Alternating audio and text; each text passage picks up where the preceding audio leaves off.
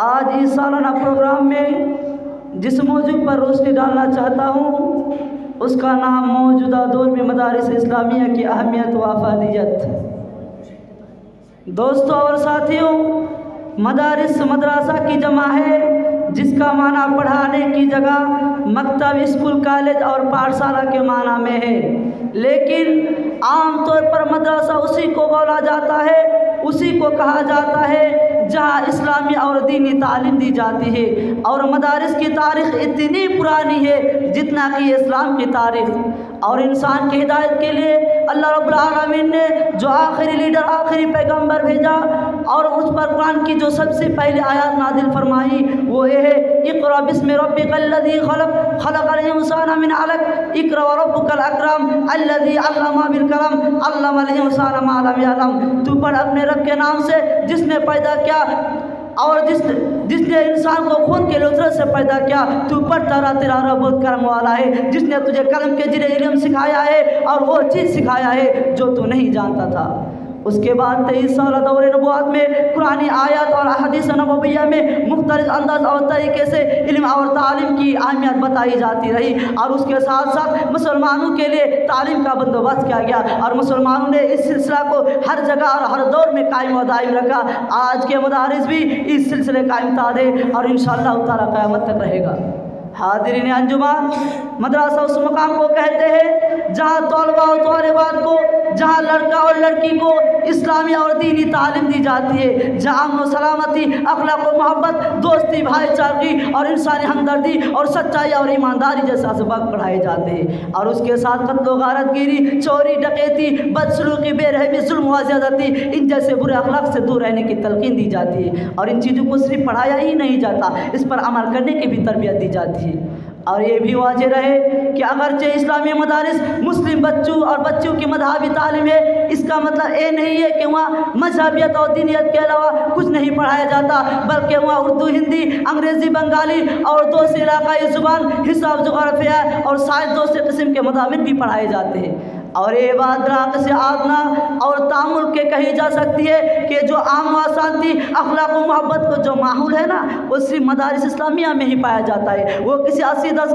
स्कूलों, कॉलेजों, यूनिवर्सिटियों में नहीं पाया जाता है, वो सिर्फ पाया जाता है तो मदारिस इस्लामिया में ही पाया जाता है। ये मदारिस इस्लामिया ऐसी दर्जगाह है जहाँ एक मुसलमान और दूसरे मुसलमान के अंदर भाईचारगी को फैलाते हैं। जैसा कि रसूलुल्लाह सल्लल्लाहु अलैहि वसल्लम का फरमान है कि कुल्लु मुस्लिमिन इख्वा, तुम हर मुसलमान आपस में भाई भाई भाई। मेरे प्यारे साथियों, अखबारात और दूसरे ज़राए इब्लाग पर नज़र रखने वाले हज़रात, आए दिन इस तरह की हम खबरें सुनते हैं, शायद टीवी में देखे होंगे या किसी न्यूज़ में पढ़े होंगे कि फला कॉलेज के लड़के के 2 ग्रुप, फला कॉलेज के लड़के के 2 घरों ने आपस में मारपीट की, खून खराबियाँ की, असातिज़ा से बदसलूकी की और लड़की के साथ छेड़खानी की। लेकिन हमारे मदारिस इस्लामिया और उनके तलबा छेड़खानी तो दूर की बात है, मारपीट तो दूर की बात है, आती से असलिहा तो दूर की बात है। अगर उनके पास फल और सब्जी के काम आने वाले मामूली से जो चाकू है ना और उस किस्म की कोई चीज़ मिल जाए तो उसको मदारिस से निकाल दिए जाते हैं। ये है हमारे मदारिस इस्लामी की अहमियत। मेरे प्यारे साथियों, लेकिन आज कल कुछ ऐसी हवा चल रही है, हमारे मदारिस इस्लामिया के इदारों को दहशतगर्दी और आतंकवादी का माहौल और अड्डा कहा जा रहा है। ऐसा ही कुछ मामला उत्तर प्रदेश में हुआ था, हमारे मदारिस इस्लामिया के इदारों को दहशतगर्दी और आतंकवादी का माहौल कहा जा रहा था। मेरे प्यारे दोस्तों और साथियों, आज वो लोग हमारे मदारिस इस्लामिया की अहमियत, हमारे मदारिस इस्लामिया को अहमियत को भूल गए हैं। जिस मदारिस इस्लामिया के उलमा इकराम ने इस हिंदुस्तान की आज़ादी के लिए अपनी जान और माल की बेमिसाल कुर्बानी की थी, आज उन तारीखों को लोग भूल गए। जिस उलमा इकराम ने अपनी मदारिस, जिस उलमा इकराम ने जिस मदरसा में कुरान और हदीस की तालीम देते थे, उन मदरसा को छोड़कर, उन दरगाह को छोड़कर वो लोग आज़ादी के लिए मैदान पर उतर गए थे। वो लोग कभी अदालत के कटघरे में, कभी उन लोगों को फांसी में, फंदे में झुलाया गया था, तब वो लोग एक ही बात कहता था कि हिंदुस्तान को आज़ादी के लिए।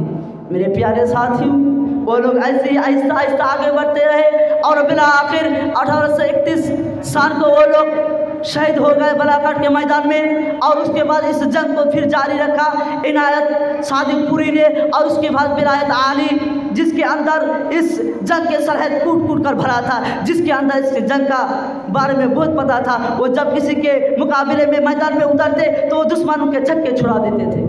मेरे प्यारे साथियों, आप खुद अंदाज़ा लगा लीजिए, जिस मदारिस इस्लामिया को आज दहशतगर्दी और आतंकवादी का माहौल कहा जा रहा है, हकीकत तो सिर्फ यही है कि मदारिस इस्लामिया हर दहशतगर्दी, हर आतंकवादी को रद्द करते हैं।